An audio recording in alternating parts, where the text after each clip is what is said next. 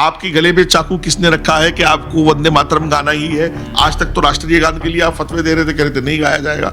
मैं सारी जिंदगी से देखता रहा, ये मदरसे वाले राष्ट्रीय गान नहीं गाते थे, अब गाने लगे। तो कश्मीरी भी गा रहे हैं, तो लाल चौक पर भी तिरंगा फहराया जा रहा है, चूंकि हाकिम नेशन से समझौता करने वाला नहीं है इस देश में। अब जो हमारा हाकिम है, जो हमारी क़यादत है, जो हमारी सरकार है, वो नेशन के मामले में कोई समझौता नहीं कर रही है, इसलिए सबने तिरंगे उठा लिए। देख लीजिए आप, सबसे पहले आपको स्कूल से भी पहले मदरसे वालों की तिरंगा यात्रा मिलेगी। इंस्टाग्राम पर भी और फेसबुक पर भी खोल लीजिएगा आप, बिल्कुल सैलाब आया हुआ है तिरंगा यात्राओं का। मैं कह रहा हूं, आपके गले पे छुरी किसने रखी है कि आपको वंदे मातरम गाना है? गाने की बात कानून में नहीं है, सम्मान की बात है। सम्मान नहीं करोगे आप? वंदे मातरम का प्रोटोकॉल ये कहता कि आपको सावधान खड़े होकर के उसको गाना है, ठीक है? नहीं गाना तो सुनना है। अगर आप उस प्रोटोकॉल को तोड़ते हैं तो वही तो अपमान है। संविधान में कहीं ऐसी बात नहीं कही गई है कि हर मुसलमान के या हर क्रिश्चियन के या हर हिंदू सिख को गाना जरूरी है। सिर्फ अपमान नहीं हो, इस पर कानून आया है। गाने पर तो कोई बात कोई नहीं। 100 करोड़ लोगों की आस्था का छंद ये मान लेते हैं हम, हिंदू भाइयों की आस्था है उसमें, सनातन के लोगों की ये मान लेते हैं हम। ऐसा कब इस्लाम में कहां लिखा गया है कि हम उनका सम्मान नहीं? गाइए मत, सम्मान तो कर सकते, बात सम्मान की हो रही है। कुरान पाक का फैसला है, अल्लाह ताला ने कुरान पाक में इरशाद फरमाया है कि जितने मज़ाहिब हैं दुनिया में, सारे उनके पेशवाओं के, मज़ाहिब के पेशवाओं का सम्मान करना मुसलमानों के ऊपर जरूरी है। तो मुसलमान और उल्टा, अच्छा कहां से ये बातें लाते हैं दिमाग में कि साहब वो हम किसी मूर्ति की पूजा? किसने कहा आपसे मूर्ति पूजा कीजिए? मूर्ति पूजा नहीं करेंगे। एक अल्लाह के मानने वाले हैं, एक रसूल के मानने वाले हैं, मैं भी हूं, आप भी हैं, बिल्कुल मत करिए मूर्ति पूजा। लेकिन क्या मूर्ति का अपमान करेंगे? मूर्ति का सम्मान नहीं करेंगे? 100 करोड़ लोगों की आस्था उस मूर्ति में है, तो आप उसके बात यहां सम्मान और अपमान की हो रही है। और ये साहब जो है वो बेगानी शादी में अब्दुल्ला दीवाना, ये साहब कह रहे झुक जाएंगे, मर जाएंगे, कट जाएंगे, वंदे मातरम नहीं पढ़ेंगे। वाह भाई वाह, कमाल की बात है, बहुत शानदार बात है। किसने? अच्छा ये मैं जब राम मंदिर बन रहा था तब भी मैंने इनसे कहा, आप राम मंदिर मत जाइए, चंदा मत दीजिए आप, लेकिन गालियां भी तो मत दीजिए, आप अपमान भी तो मत कीजिए। किसी मुसलमानों की जो है इबादतें जो है वो नमाज है, रोजा है, हज है, वंदे मातरम से कौन सी इबादत मैच खा रही है? मुझे कोई बता सकता है? आपने अपनी जिंदगी में कितने मज़ारों पे आप गए हो? मैं नहीं जाता। कभी अजमेर देखा तो होगा, कभी वीडियोस तो देखे होंगे, कलियर देखा होगा। हजारों मुसलमान दरगाहों पे सजदे कर रहा नहीं देखा आपने? हाँ, नहीं वो तो है। हजारों मुसलमान पीरों के पैरों में सजदे कर रहा वो नहीं देखा आपने?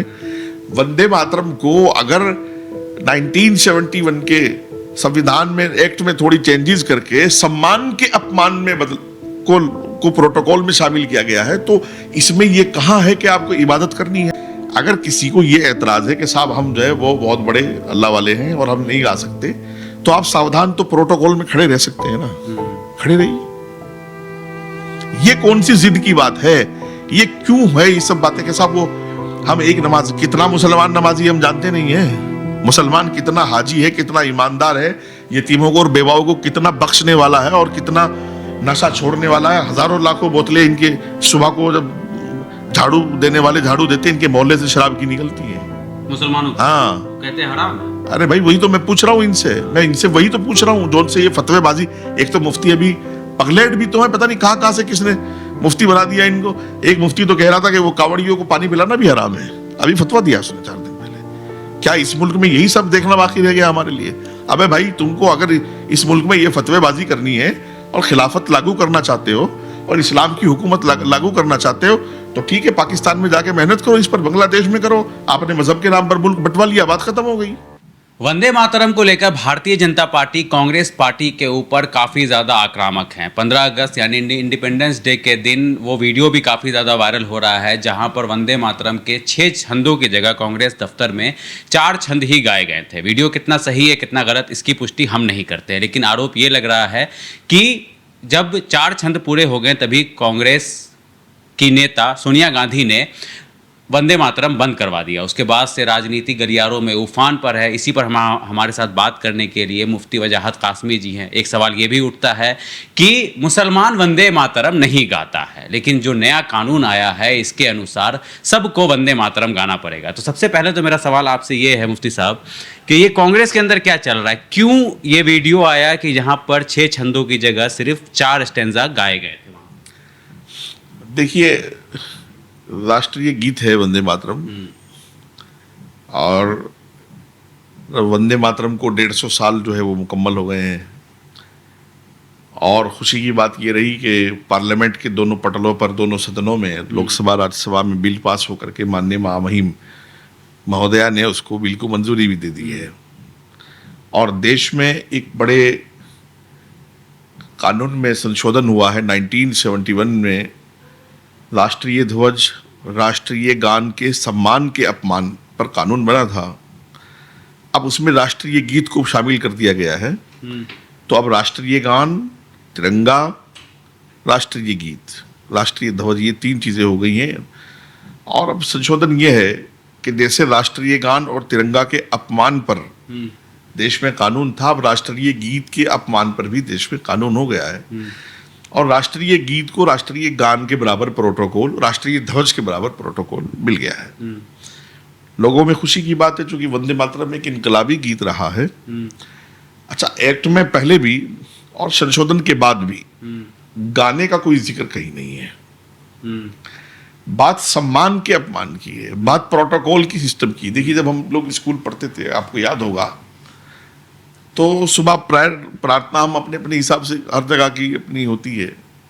तो लोकल जो स्कूल होते हैं, प्राइमरी और जूनियर हाई स्कूल, प्रार्थना के बाद राष्ट्रीय गान होता है सभी जगह। प्रार्थनाएं अलग अलग हो सकती हैं, लेकिन राष्ट्रीय गान तो सबका एक जगह। राष्ट्रीय गान का प्रोटोकॉल ये कि आप सावधान खड़े रहेंगे और राष्ट्रीय गान गाएंगे। अब ये ठीक है, राष्ट्रीय गीत को भी ये प्रोटोकॉल मिल गया है। अब इसमें मैं, चूंकि आपने सवाल जो किया वो कांग्रेस पार्टी के ऑफिस का भी सवाल है, चूंकि कांग्रेस ने फिर इसमें 2 छंद निकाल करके 4 छंदों का वंदे मातरम गीत छोड़ा था। और अब जो है वो 6 के 6 छंदों का गीत जो है इस सरकार ने पूरा करके और उसको राष्ट्रीय गान के बराबर प्रोटोकॉल दे करके कानून में चेंजेस कर दिए हैं।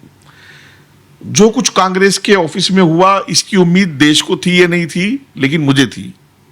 अच्छा, आपको पहले आभास हो गया? जी, आभास नहीं, मुझे मालूम है कि जिस पार्टी ने 2 छंद उस गीत में से पहले ही अलग किए हों, बाकायदा 4 छंदी का गीत ऑफिशियली कार्यालय में जहां भी कहीं होता था, वो 4 छंदों का गीत होता था। और जाहिर सी बात है, एक बड़ा वोट बैंक है जिसको वो खुश करना चाहते हैं। तो 4 छंद होते ही सोनिया गांधी जी, वो वीडियो में है, जो भी कुछ उनका व्यवहार है, खड़गे साहब का व्यवहार है, वो वीडियो में है। लेकिन वो गाने वाले का भला, उसने गाए 6 छंद ही हैं पूरे। वो 6 छंद गा के तब रुका है, ऐसे रुका नहीं। वो भी कोई अच्छा आदमी था। बहरहाल, वंदे मातरम को लेकर मुसलमान क्या सोचता है, मैं इस पर कई दिन से बात कर रहा हूं लगातार। वंदे मातरम को लेकर मैंने कई मुफ्तियों का जो तर्क देखा। आप थोड़ी देर में दे देना। पहले एक मेरा सवाल ये उठ रहा है, आपके जो आप जवाब दे रहे थे कि किसी बड़े वोट बैंक को खुश करने के लिए कांग्रेस पार्टी ने ऐसा किया। वो बड़ा वोट बैंक कौन है? देखिए, वो जानते हैं, आप भी जानते हैं, अभी जो सबसे ज्यादा विरोध वंदे मातरम पर कर रहा है वो मुसलमानों का बड़ा तबका है।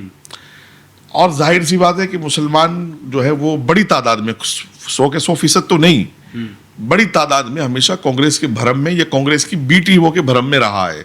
चाहे वो समाजवादी हो या एनसीपी हो और दूसरी पार्टियां रही हो, आरजेडी वगैरह सब उसमें शामिल है। अब जाहिर सी बात है, इतना बड़ा भाई, उन्होंने पार्लियामेंट में भी विरोध किया, लोकसभा राज्यसभा में भी विरोध करना था, किया उन्होंने। कानून फिर भी चूंकि अक्सरियत थी, कानून पास हो गया।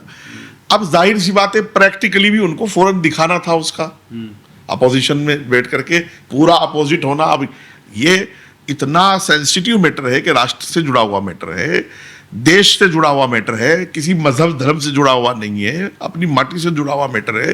तो इस पर तो मेरे ख्याल ये प्रैक्टिकली या जुबान से या कुछ कहने सुनने की कांग्रेस को जरूरत नहीं थी। और फिर उस पर डटाई से लोग अड़े हुए हैं, उस पर डटाई से लोग अड़े हुए हैं। भाई, जो राजनीतिक लोग हैं वो मुफ्ती बने हुए हैं। मैं कई लोगों को देख रहा हूँ, वो बड़ी बड़ी बातें मजहब की, धर्म की बैठकर टेलीविजन पर कर रहे हैं। देखिए, वंदे मातरम क्या है, मैं आज से नहीं कह रहा हूँ, कई साल से चूंकि बराबर बात, अभी जब पार्लियामेंट में आया, जब भी बात उठी, उससे पहले जो है वो गृह मंत्री महोदय ने जो है एक नोटिफिकेशन जारी किया था कि 6 के 6 छंद गाए जाएंगे, 4 छंद नहीं रहेंगे। तब भी मुस्लिम स्कॉलर्स बात कर रहे थे। जिस तरह मुफ्तियान लोगों की भीड़ लग गई है वंदे मातरम पर बात करने की और प्रतिक्रिया देने की, मेरा एक सवाल है आपके माध्यम से। किसी मुसलमानों की जो है इबादतें जो है वो नमाज है, रोजा है, हज है, वंदे मातरम से कौन सी इबादत मैच खा रही है, मुझे कोई बता सकता है? आपने अपनी जिंदगी में कितने मज़ारों पे आप गए हो? मैं नहीं जाता। कभी अजमेर देखा तो होगा, कभी वीडियोस तो देखे होंगे, कलियर देखा होगा। हजारों मुसलमान दरगाहों पे सजदे कर रहा नहीं देखा आपने? हाँ नहीं, वो तो है बिल्कुल। हजारों मुसलमान पीरों के पैरों में सजदे कर रहा वो नहीं देखा आपने?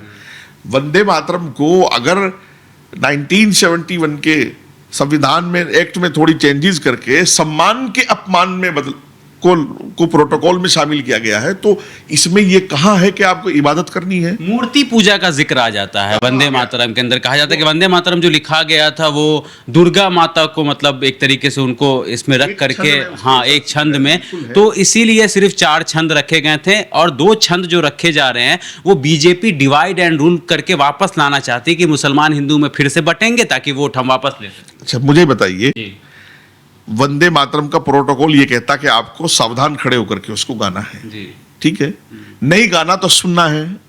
अगर आप उस प्रोटोकॉल को तोड़ते हैं तो वही तो अपमान है। संविधान में कहीं ऐसी बात नहीं कही गई है कि हर मुसलमान के या हर क्रिश्चियन के या हर हिंदू सिख को गाना जरूरी है।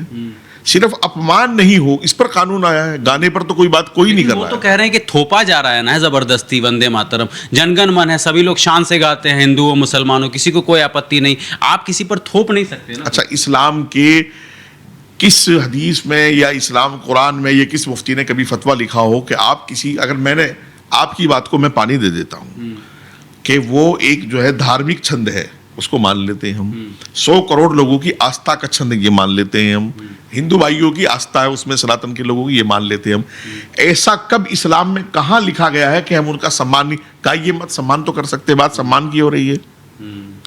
आपके गले पे चाकू किसने रखा है कि आपको वंदे मातरम गाना ही है? आज तक तो राष्ट्रीय गान के लिए आप फतवे दे रहे थे, कह रहे थे नहीं गाया जाएगा। मैं सारी जिंदगी से देखता रहा, ये मदरसे वाले राष्ट्रीय गान नहीं गाते थे, अब गाने लगे। 2014 के बाद नेशन को जो ताकत मिली है 2014 के बाद, तो कश्मीरी भी गा रहे हैं, तो लाल चौक पर भी तिरंगा फहराया जा रहा है, क्योंकि हाकिम नेशन से समझौता करने वाला नहीं है इस देश में। अब जो हमारा हाकिम है, जो हमारी क़यादत है, जो हमारी सरकार है, वो नेशन के मामले में कोई समझौता नहीं कर रही है, इसलिए सबने तिरंगे उठा लिए। देख लीजिए आप, सबसे पहले आपको स्कूल से भी पहले मदरसे वालों की तिरंगा यात्रा मिलेगी, इंस्टाग्राम पर भी और फेसबुक पर भी खोल लीजिएगा आप, बिल्कुल सैलाब आया हुआ है तिरंगा यात्राओं का। मैं कह रहा हूं आपके गले पे छुरी किसने रखी है कि आपको वंदे मातरम गाना है? गाने की बात कानून में नहीं है, सम्मान की बात है, सम्मान नहीं करोगे आप। कुरान पाक का फैसला है, अल्लाह ताला ने कुरान पाक में इरशाद फरमाया है कि जितने मज़ाहिब हैं दुनिया में, सारे उनके पेशवाओं के, मज़ाहिब के पेशवाओं का सम्मान करना मुसलमानों के ऊपर जरूरी है। तो मुसलमान और उल्टा, अच्छा कहां से ये बातें लाते हैं दिमाग में कि साहब वो हम किसी मूर्ति की पूजा, किसने कहा आपसे मूर्ति पूजा कीजिए? मूर्ति पूजा नहीं करेंगे, एक अल्लाह के मानने वाले हैं, एक रसूल के मानने वाले हैं, मैं भी हूं, आप भी हैं, बिल्कुल मत करिए मूर्ति पूजा, लेकिन क्या मूर्ति का अपमान करेंगे? मूर्ति का सम्मान नहीं करेंगे? 100 करोड़ लोगों की आस्था उस मूर्ति में है, तो आप उसके बात यहां सम्मान और अपमान की हो रही है। और ये साहब जो है वो बेगानी शादी में अब्दुल्ला दीवाना, ये साहब कह रहे झुक जाएंगे, मर जाएंगे, कट जाएंगे, वंदे मातरम नहीं पढ़ेंगे। वाह भाई वाह, कमाल की बात है, बहुत शानदार बात है।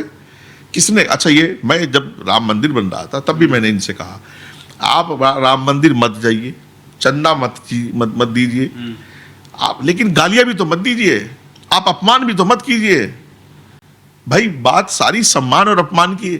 जब मैं कोई एक्ट पढ़ने जाता हूं, आप अभी बीएनएस है, एक्ट है हमारे पास 1971, हम अगर बीएनएस की एक्ट पढ़ लें तो टोटली बात वहां सम्मान के, वो तो इतना बड़ा लिखा हुआ बड़े बड़े शब्दों में कि सम्मान के अपमान के विरुद्ध जो है ये कानून लाया गया है कि इनके सम्मान का अपमान नहीं किया। क्या कहना चाह रहे हैं कि आप पढ़िए मत लेकिन सम्मान करिए? मैं कहना चाह रहा हूं पढ़ने से अगर किसी का ईमान जाता है, कोई बहुत बड़ा मुफ्ती है, अल्लामा, मैं तो पढ़ लेता हूं, मुझे कोई दिक्कत नहीं है। अरे 12 भी होते, हम 12 भी पढ़ लेते। मैं बता रहा हूं आपको, अगर किसी को ये एतराज है कि साहब हम जो है वो बहुत बड़े अल्लाह वाले हैं और हम नहीं गा सकते, तो आप सावधान तो प्रोटोकॉल में खड़े रह सकते हैं ना, खड़े रहिए। ये कौन सी जिद की बात है?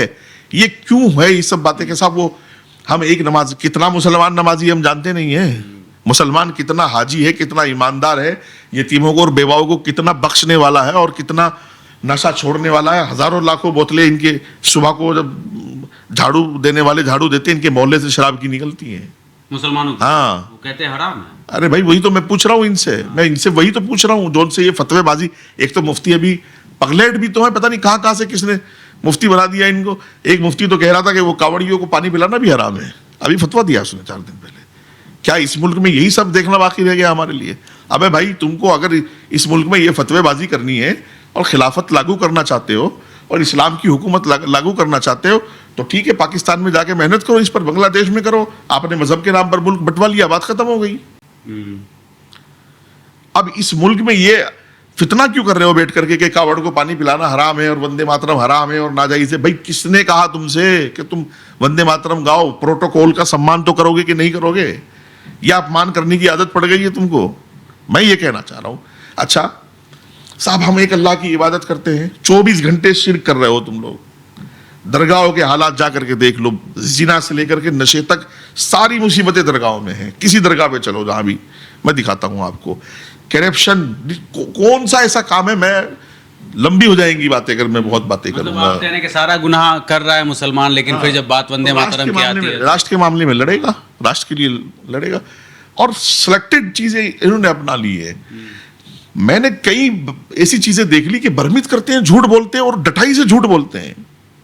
मैं देखता रहता हूं वक्फ के मामले में कितना बड़ा झूठ बोला, मैं परेशान। यार मस्जिद चली जाएंगी, छोटे छोटे बच्चे जुमा पढ़ के निकले, इतने 8-6 साल के बच्चे, और वो एक QR कोड लेकर के खड़े हैं कि साहब वो मुस्लिम पर्सनल बोर्ड ने जारी किया। क्यों बेटा क्यों खड़े हो? कि मस्जिदें छीन जाएंगी, हमारी कब्रिस्तान छीन जाएंगे। भाई कानून बन गया, देश में लागू हो गया, मुझे आंकड़ा पता नहीं चला अब तक कितने कब्रिस्तान बराबर हुए हैं। और तो और ऊपर ये सरकार तो कई चीजें बिल्कुल डरी हुई है। मैं कह रहा हूं हजारों सैकड़ों मस्जिद मदरसे इलीगल चल रहे हैं, सरकार चुप है। सिर्फ इसलिए चुप है कि ये बेचारे रोना रोएंगे। पूरी दुनिया में कहते हैं हम UN जाएंगे। एक तो वो समाजवादी का नेता था, वो कहता था बात में वो जेल भेजो था यूपी में कि UN जाएंगे हम, UN में हमें इंसाफ मिलेगा। कोई कहता था वो सऊदी को मेल कर दिया और कोई कहता था दुबई की। ये सब बातें यहाँ का मुसलमान कर पर चलता है ना। राम मंदिर को लेकर के भी तो मुसलमान बोलता है ना कि हमसे हमारी मस्जिद को छीन करके उसको तोड़ करके आपने वहां पर राम मंदिर बना लिया। कोर्ट कौन गया था? जी, कोर्ट कौन गया? मुस्लिम पर्सनल लड़ रही थी बात, सुप्रीम कोर्ट में मैटर था। आप या तो खुल करके ये कहिए भाई साहब हम हाई कोर्ट सुप्रीम कोर्ट पे विश्वास नहीं करते हैं, और जब हाई कोर्ट सुप्रीम कोर्ट पर कानून पर विश्वास करते हैं तो फिर ब्लाइंड अब ये बात बोलिए देश के सामने कि जो हुआ बेहतर हुआ। डबल स्टैंडर्ड कैसे अपनाएंगे आप? बताइए मुझे, डबल स्टैंडर्ड में कैसे जिएंगे आप? अच्छा, जब राम मंदिर की फैसला आने वाला था या बाबरी मस्जिद का जो भी आता, हमें नहीं पता था किसी को भी। हमने मुल्क भर में कई प्रेस कॉन्फ्रेंस की। भाई फैसला जो भी आए, मुल्क की शांति, भाईचारा, लॉ एंड ऑर्डर, यह सबसे जरूरी चीज है।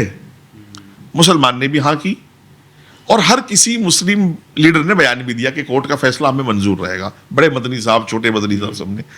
फैसला आया, सांप सूंघ गया। भाई स्वागत नहीं करना है, अपमान भी तो मत करिए। अच्छा फैसला हो गया, राम मंदिर बन के तैयार हो गया, अब उसको जख्म को हर दिन कुरेदते हैं, हर भाषणों में कुरेदते हैं, हमारी मस्जिद छीन गई, हमारी मस्जिद छीन गई। जो सी मस्जिद तुमने पार्कों पे कब्जा बना के कब्जे करके बनाई है वो तुम्हारी किसी ने नहीं छीनी।